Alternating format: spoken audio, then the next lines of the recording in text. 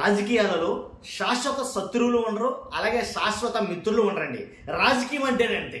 కాబట్టి ఎందుకు ఈ మాట అన్నామంటే, ఎవరైతే రాహుల్ గాంధీ గారు ఉన్నారో అలాగే జగన్మోహన్ రెడ్డి గారు ఉన్నారో వాళ్ళిద్దరూ కలిస్తే తప్పేంటి, ఇది నా అభిప్రాయం. వాళ్ళిద్దరూ కలిస్తే తప్పేంటి, కలవచ్చు కదా. ఎందుకంటే ఆంధ్రప్రదేశ్లో రాజకీయాలు ఎంటైర్ ఇండియాలో ఎక్కడా జరగవు. ఇలాంటి రాజకీయాలు ఆంధ్రప్రదేశ్లో జరుగుతున్న రాజకీయాలు తమిళనాడు కానీ, తెలంగాణ కానీ, కర్ణాటక కానీ, ఇలాగ ఎంటైర్ ఇండియాలోనే ఎక్కడ జరగవు. అలాంటి రాజకీయాలు ఆంధ్రప్రదేశ్లో జరుగుతాయి. ఒప్పుకుంటారా? ఫస్ట్ అయితే లైక్ చేయండి. లైక్ చేస్తే నాకు మోటివేషన్గా ఉంటుంది, ఎక్కువ మందికి ఇన్ఫర్మేషన్ షేర్ అవుతుంది, వాళ్ళ అభిప్రాయాలు తెలియజేస్తారు. అలాగే మీరు కూడా మీ అభిప్రాయం తెలియజేయండి. కలిస్తే తప్పేంటి, మీ అభిప్రాయం తెలియజేయండి. అంతేకాదు కొత్తగా మన ఛానల్ చూస్తే పక్కాగా సబ్స్క్రైబ్ చేయండి. అర్థమైంది కదండి. ఇప్పుడు జగన్మోహన్ రెడ్డి గారు, రాహుల్ గాంధీ గారు కలిస్తే తప్పేంటి, ఎందుకు కలవాలి, అదే కదా మీ ప్రశ్న. కలిస్తే తప్పేంటి బాగా ఉంది, ఎందుకు కలవాలి అని అంటే కనుక కలవాలా, కలవాల్సిన సందర్భం వచ్చింది కాబట్టి కలవాలా. ఆంధ్రప్రదేశ్లో గెలవడం అనేది అంత ఆషామాషిగా అయితే జరగడంలా, ఏదో ప్రాబ్లం ఈవీఎంలో ఆవిఎంలో ఏదో ఒకటి జరుగుతుంది. ఇప్పుడు 3 పార్టీలు కలిపి ఒకటే పార్టీగా కూటమికి ఏర్పడి ఒక్కడైనటువంటి జగన్మోహన్ రెడ్డిని ఎదుర్కోవడానికి 3 పార్టీలు కలిసినప్పుడు, అదే 3 పార్టీలు ఎదుర్కోవడానికి జగన్మోహన్ రెడ్డి గారు ఇంకో పార్టీస్తో కలిస్తే తప్పేంటి. దీంట్లో పెద్ద భూతేముంది, నీతి ఉంది కానీ కదా. 3 పార్టీలు కలిసాయి ఒక్కడిని ఎదుర్కోవడానికి, ఎదుర్కోలేక 3 పార్టీలు ఒకటయ్యాయి. ఇప్పుడు వాళ్ళ ముగ్గురిని ఎదుర్కోవడానికి జగన్మోహన్ రెడ్డి ఇప్పుడు రాహుల్ గాంధీ గారితో కలిస్తే తప్పేముంది, తప్పే లేదు కదా. ఎందుకంటే అసలు కలుస్తారా అని మీకు సందేహం అవ్వచ్చు.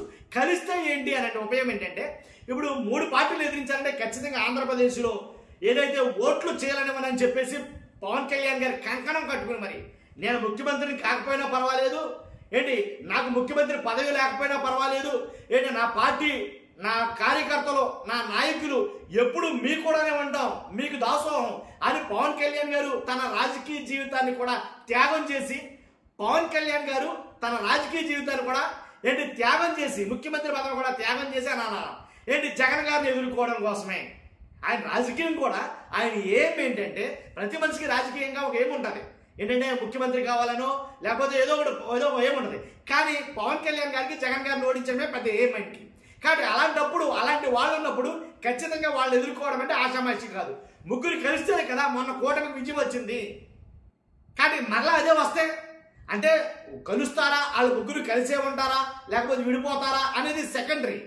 ఒకవేళ కలిసే ఉంటే కనుక మరలా ఇదే రిపీట్ అవుతాము. అలా కాకూడదు అని అంటే కనుక, ఏదైతే ఓట్లు చేరనివ్వనని వాళ్ళు ముగ్గురు కలిశారో అదే ఓట్లు చేరనివ్వకుండా ఇప్పుడు కాంగ్రెస్తో కలిస్తే తప్పే ఉంది. కాంగ్రెస్ ఓటింగ్ ఏమో తప్పే లేదు, ఉంది ఖచ్చితంగా. చాలా చోట్ల కాంగ్రెస్ అభ్యర్థులకి 15,000 ఇలా ఓట్లు అయితే వచ్చిన సందర్భాలు ఉన్నాయి. కానీ కలిస్తే బలం పెరుగుతుందేమో కదా. కాంగ్రెస్, వైఎస్ఆర్ కాంగ్రెస్ ఇంచుమించుగా ఒకటే సిద్ధాంతాలు, అర్థమైంది కదండి. కానీ వాళ్ళ ఒకటే సిద్ధాంతాలు. కాకపోతే జగన్మోహన్ రెడ్డి గారు కూడా రాజకీయంగా అసలు కాంగ్రెస్లోనే కదా పుట్టుక, వైఎస్ రాజశేఖర రెడ్డి గారి కాడి నుంచి. కానీ సిద్ధాంతాలు ఒకటే, వాళ్ళ విధానాలు ఒకటే. కాబట్టి అలాంటప్పుడు కలిస్తే తప్పేం లేదు ఏంటి. కాకపోతే జగన్ గారితో వచ్చింది ఏంట్రా అంటే కనుక మొండోడని అంటాను నేను. ఎందుకంటే తనను నమ్ముకున్న వాళ్ళని, తనతో పాటు ఉన్న నాయకులకి ఎక్కడ అన్యాయం జరుగుతుందో, కొంతమందికి ఇచ్చి కొంతమందికి సీట్లు ఇవ్వలేదు, 2 అడిగే కాడ 10 అన్నా కాడ 2 ఇవ్వాల్సి వస్తుందేమో అని అభ్యంతరాలు వచ్చి, అందుకనే ఎవరి మాట ఒకళ్ళ కింద పని చేయడం ఎందుకని అనుకుంటాడు ఏంటో తెలియదు. కానీ మొత్తానికి సింగిల్గానే పోటీ చేస్తాను అన్నాడు. ఆయన సింగిల్గానే పోటీ చేయొచ్చు, దాంట్లో ఎలాంటి డౌట్ లేదు. కానీ ఒకవేళ కలిస్తే కొద్దిలో గొప్ప మంచిగా జరుగుతుంది తప్ప చెడు లేదు కదా దీనివల్ల. అప్పుడు కూడా అప్పర్ హ్యాండ్ జగన్ గారితో ఉంటుంది నాకు తెలిసి. కాబట్టి జగన్ గారు తనను నమ్ముకున్న వాళ్ళ కోసం ఎంతైతే ఆలోచిస్తాడో అదే రకంగా గెలుపు కోసం అంతే ఆలోచిస్తే ఇంకా మంచిదేమో నా అభిప్రాయం. కాబట్టి సిద్ధాంతాలు ఒకటే, శత్రువు అక్కడే అవుతాడు అప్పుడు వీళ్ళిద్దరికీ కూడాను. కాబట్టి 2 పార్టీలు కూడా పేదల కోసం పనిచేసే పార్టీలే. వాటిపైన తీవ్ర వ్యతిరేకతని, ఏదో మతతత్వ పార్టీలను అలాగే ఇలాగని వ్యతిరేకత అనేది ఏమీ లేదు. కాబట్టి కాంగ్రెస్ మీద కూడా సానుకూలం ఉంది.